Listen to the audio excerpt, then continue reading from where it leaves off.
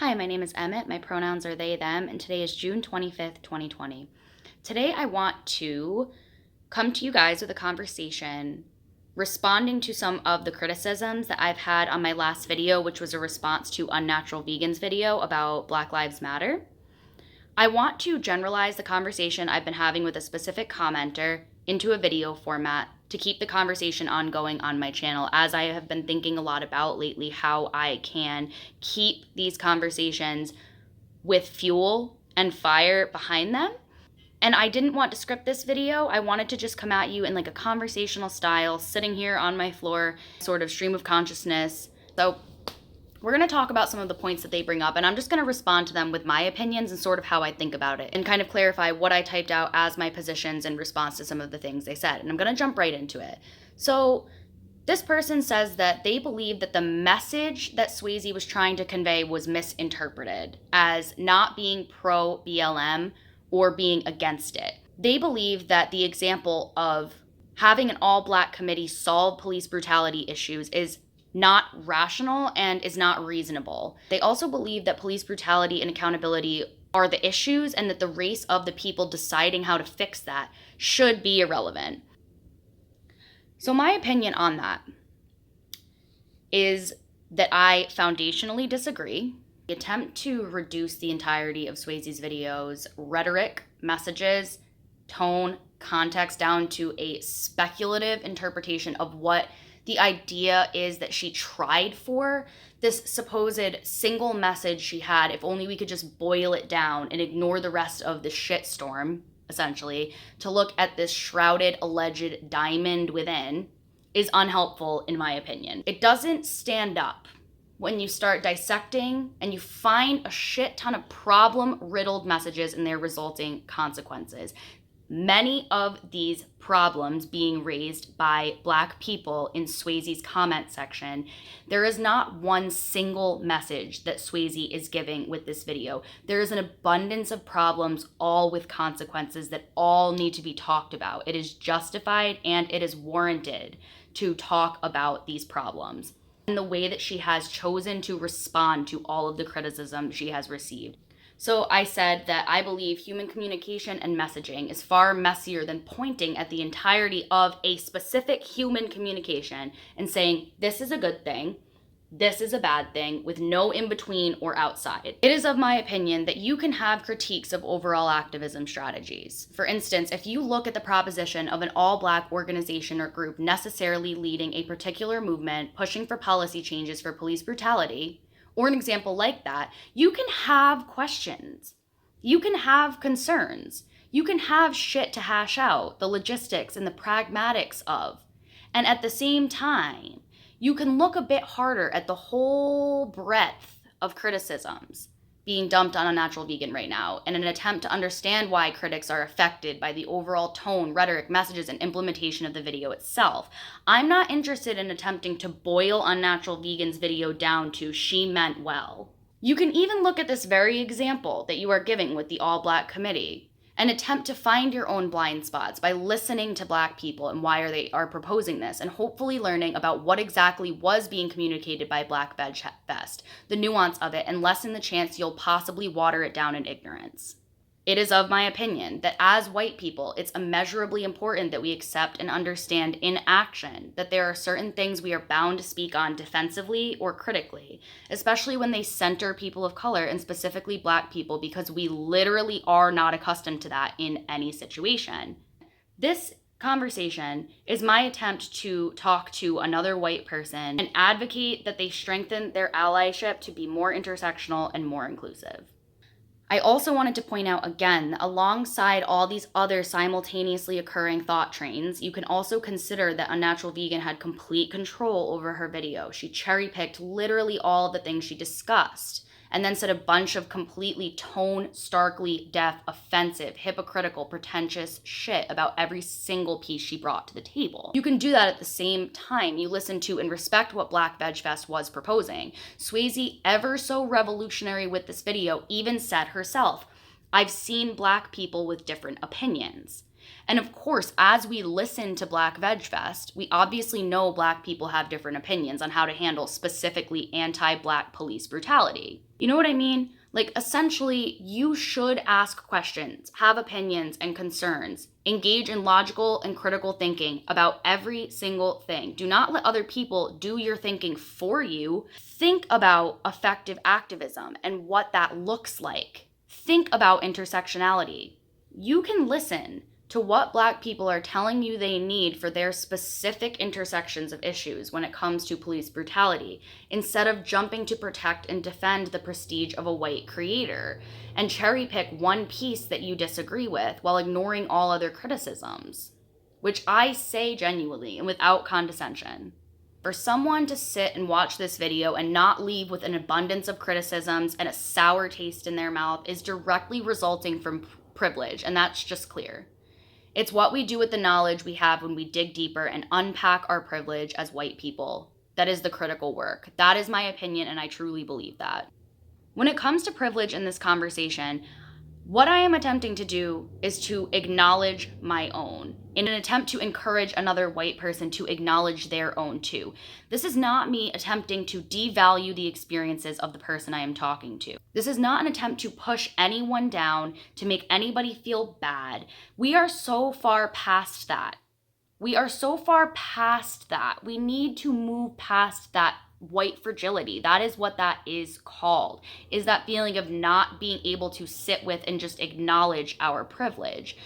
So this person responded saying that Swayze clearly states that she, of course, supports Black rights and is very vocal about it on other platforms like Twitter, but just because she didn't make a video dedicated to the issue like she does with other things that she's better equipped to address, people have interpreted her message as being against the movement. They say that people didn't hear what they wanted to hear, so they're unwilling to listen to what was actually said.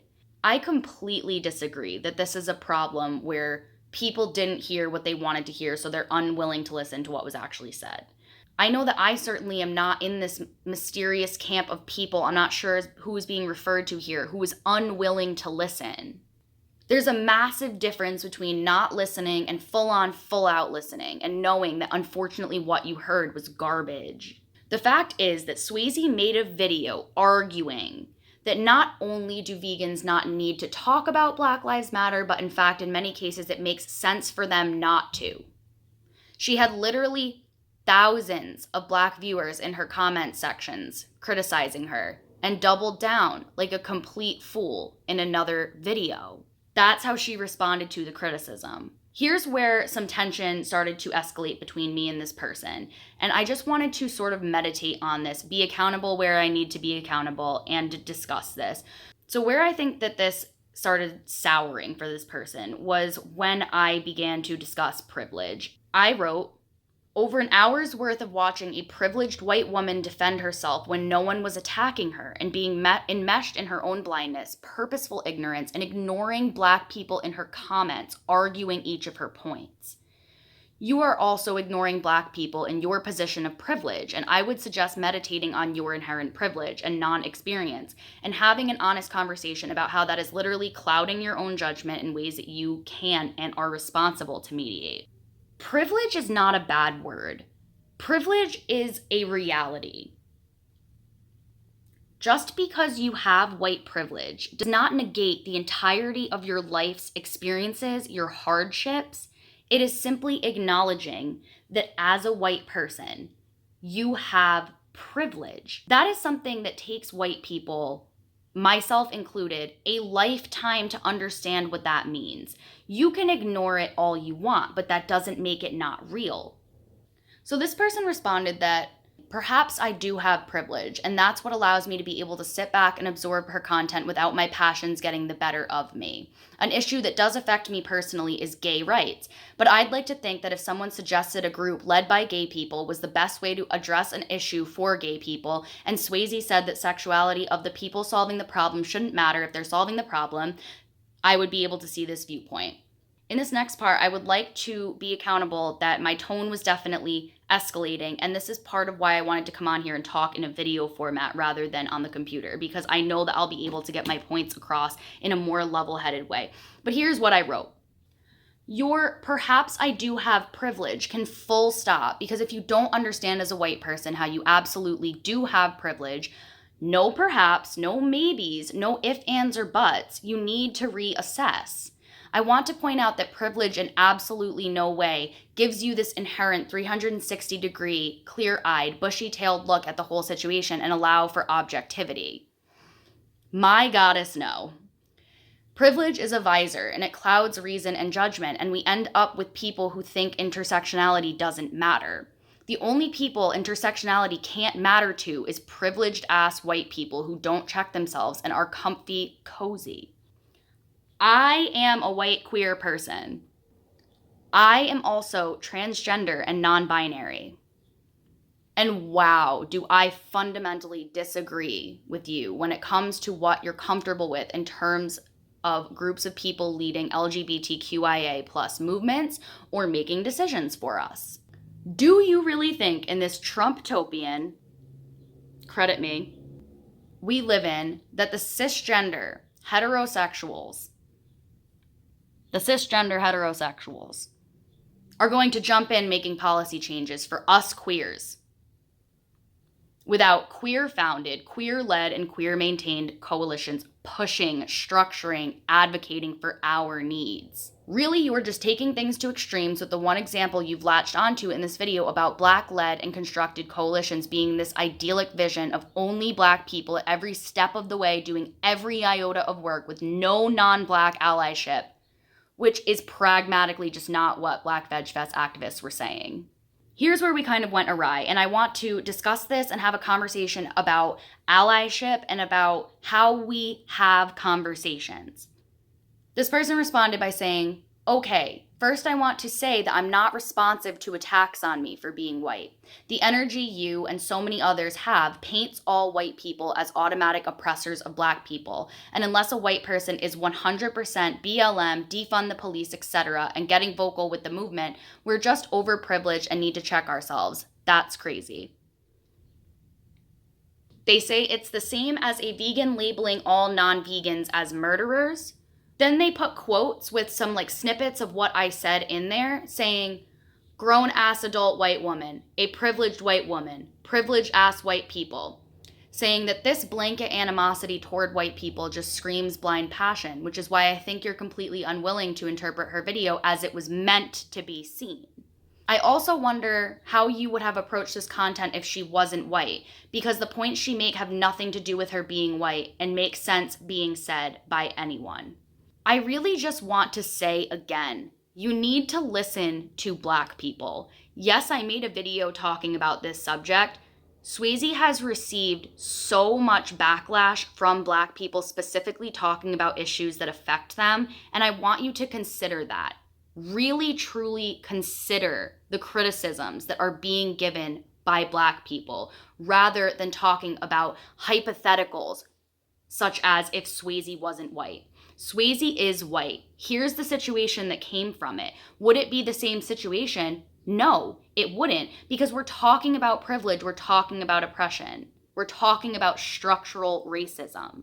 They say that the following statements I made make it clear that I didn't grasp what the videos were about. Quote, that I said, if she, as you said, was ill-equipped to speak on the topic, she shouldn't have. And then this person says she didn't. Her video was about whether or not she needed to make a statement, or if she should make a statement, or if any vegan activist needed to. Then they quote me saying, she used her platform to make a combined 1 hour's worth of content that did absolutely nothing to spread any sort of advocacy for Black liberation.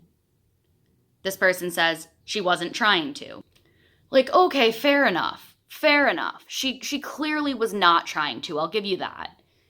The videos were about this alleged need for BLM content from her and other vegans, and it was related to the issue, but the primary subject was about proper and effective advocacy. All I can say is just reiterating that point, that this is what she chose to spend her time doing with this video. This is the advocacy that she was fighting for. She came on and spent the time making this video addressing whether she needs to make a video about Black Lives Matter or not. She did end up making a video about Black Lives Matter, but this is what we got. So this person again says, you took what she said in a way that wasn't implied. I'm not looking for implications here. Yes, I understand that both covert and overt messages were displayed here, and I can read into them all day. I can interpret them. I am taking what Swayze said. I am somebody who is intaking what she said. I'm not attempting to decipher and put a magnifying glass to what she said. I am going off of the tone, the rhetoric, the messages, the context, and the lack of responding to criticism. This person says, I've watched a lot of her content and have heard other statements she's made regarding human rights. Believe me, if I heard something racist or anti-Black rights, I would be able to acknowledge it. But all I saw was private support for the movement without the feeling that making a video dedicated to the subject was required for her. Again, she did make a video dedicated to the subject. This is what we got. And also, I want to point out that that is indeed a hypothetical because as far as I know, Swayze has not received any other criticism for statements that she has made that were anti-Black in any way. We are talking about this situation. We are talking about what she said here. Okay, and then this person goes on to say, what privilege do you think I enjoy in my life because I'm white? That I should automatically feel safe around police officers? Or are you suggesting somehow my upbringing and my life as an adult have all been easier simply because I'm white? I don't feel my life was easy at all. I certainly haven't gotten jobs or anything as a result of beating out a person of color for the opportunity. Do you really know anything about me other than my race? Just claiming I'm privileged and out of touch because I'm white is bullshit.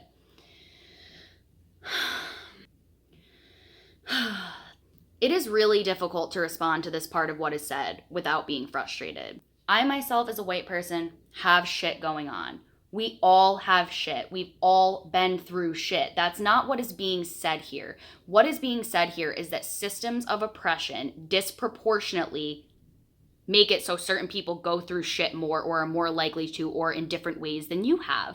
This really comes down to just a foundational difference in how I think about the world and how I navigate the world. When it comes to acknowledging my own privilege, I have worked to a point where I am able to do that without feeling personally offended, without feeling personally attacked, and without feeling like other people are personally saying that I myself have not gone through some shit. But what I certainly have not gone through is anti-Black racism. Does that mean that you have not gone through oppression related to intersections of being a gay man? Absolutely not. And then they said that they believe that this just ties back to this broad animosity that I have toward white people and the idea that we're automatic oppressors just by existing and that we need to repent for alleged benefits bestowed upon us by our race by creating YouTube content or something. No, I'm not saying that we need to be feeding into white guilt. I'm saying that we need to advocate for Black rights. So they quote me saying, do you really think in this Trumptopian we live in that the cisgender heterosexuals are going to jump to making policy changes for us queers? I also just wanted to point out that Trumptopian, this word that I used, is really fucking awesome. One, they say, I don't think we live in a Trumptopia. That freak will be gone in a few months, and he in no way has the majority of support in this country. He's been president for 4 years. And he is currently the president of the United States. We do indeed live in a Trumptopia, regardless of how you think the politics are going to change with this next election. Number 2, are any of the justices on the Supreme Court who helped legalize gay marriage queer? Is everyone who has ever presented legislation to further queer rights queer themselves? The answer to that is no. They go on to say, obviously the people who would be in charge of solving a queer issue aren't going to be the people who want to oppress queer people. I guess it's the same thing that causes you to think all white people automatically have it out for Black people. Not everyone has a bad agenda. I think you could do with a little more optimism about people and maybe not always expect the worst. You know what, I'll definitely give them that very last part that I could do with a little more optimism about people and maybe not always expect the worst. I'm sure if I was a more optimistic person, it would help my mental health since I always feel like I'm gonna have a fucking heart attack at every single given moment. I first want to say talking about queer issues is not the same as talking about the intersection of race. It is a useful analogy for me and this person because we both find ourselves in the intersections of being a queer or a gay person. But I have so many thoughts. So I will comment on that from the place where I'm at, but I do want to reiterate that we need to be listening to Black people talk about race issues right now. So why do I expect the worst of cisgender heterosexuals when it comes to our rights as queer people?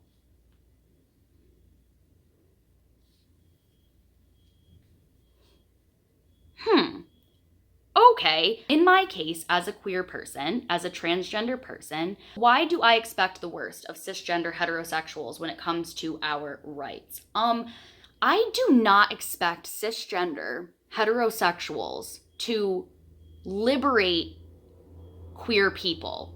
I'm feeling called to just sort of discuss one thing right now, not to detract from what we're talking about whatsoever, but as an example, as a response to this question of just why do you expect the worst from a group of people that has privilege that can be exerted over you? And the answer to that is because that privilege is often exerted as power. I have no trust that cisgender heterosexuals will affirm my existence. When a cisgender heterosexual person affirms my existence or attempts to advocate for my rights, it comes as a surprise. I didn't think I was going to talk about this today. I experienced an instance of discrimination when I was in college, where essentially I was removed by my cooperating teacher in a practicum when I was going to school to be a teacher. I was removed because I was transgender. I was removed because I am queer, and because this teacher could not tolerate it. And this teacher wanted me gone. Cisgender heterosexual people don't advocate for my rights in most instances. Does that mean in all instances they are just fucking useless? No, absolutely not. But have I been proven to time and time again that systemic oppression affects queer people and that cisgender heterosexuals perpetuate that system? Yes, I have. Are you saying that Black people should be more optimistic that white people will liberate them, that white people will advocate for their rights? I think looking at history, it is intellectually dishonest to believe this. I also, at the same time, think it's intellectually dishonest to keep reiterating the same point that white people would not in any way be involved in this Black liberation movement ideology. There is a space for white people in our allyship, but when it comes to the leaders of movements, what was being suggested by this post is that they be Black-led. Even Swayze herself, who is just so revolutionary, stated that Black people have different opinions. We know this. We can listen to Black Veg Fest and their propositions, and we can listen to other Black-led, Black-constructed groups and Black individuals about other propositions at the same time. They responded by saying that Black Veg Fest activists said white allies will unite with adopting all forms of protocols and contingency plans under the direction of Black leaders and collectives which are unapologetically Black-led. Allyship and being accomplices means white people ceasing political and economic control of those resources being used in our collective fight against tyranny and Black people's generational fight for self-determination. They said that this definitely sounds like the white people will be allies by supporting the Black leaders who will take charge on this issue, and that's where their input ends. Yeah, and I see merit in that proposition. To use the analogy to queer issues, if that's where you find yourself being able to empathize and relate and resonate, then we can compare this. I fundamentally disagree that I want straight cisgender people leading my movements. Do I support the bill that was just passed by the Supreme Court in order to protect transgender people and discrimination they face in the workplace, even though it was passed by a cisgender heterosexual man? Yes, that's fine. That never would have happened without trans people at the forefront of their movement. I think we fundamentally disagree. I also think that these conversations are extremely important. I respect other people's opinions. I also enact my right to respond to those opinions with criticism. So I do want to put that out there that I want to continue talking about this issue on my channel. I want to continue responding to my comment sections. And at the same time, if I think that there are conversations being had that would be useful to generalize, I'm going to make a video about them, such as I am right now. This was all unscripted. It was all kind of a blur because I don't do well with unscripted videos. It actually causes me a lot of anxiety because I deeply worry that my points will be misconstrued and miscommunicated. But I want to get better at asserting my positions, being able to come to you guys, have a conversation. These conversations are so important. They are critical to me, and I appreciate this person who went back and forth with me, even though we fundamentally disagree, because now I'm able to make this video, hopefully reach people. Hopefully people can add their comments to the conversation, talk about what I said, talk about what was said by this person, hash it all out. Let's work through the pragmatics of this. Again, thank you guys so much for your time, space, energy, attention. Thank you for your comments. Thank you for your support and encouragement. I really appreciate it. I want to continue having these challenging and incredibly critical conversations. I know that I want to make more content regarding Black Lives Matter, regarding social justice, and I want to make sure that I am being responsible in terms of how I am interacting with you guys and how I am asserting my positions. I want to make sure that my positions are clear, while at the same time not feeling the need to over-structure my videos and then get less content out there and less conversations being had. I really hope to see you guys down in the comment section talking to each other. Again, I appreciate the commenter who was giving me critique. It definitely does strengthen my allyship, and it strengthens the way that I go about having these conversations with people, opening my eyes to kind of seeing where it is in these conversations that I can be more pragmatic. So I really appreciate you guys. Again, thank you so much for coming here, and I will talk to you guys later.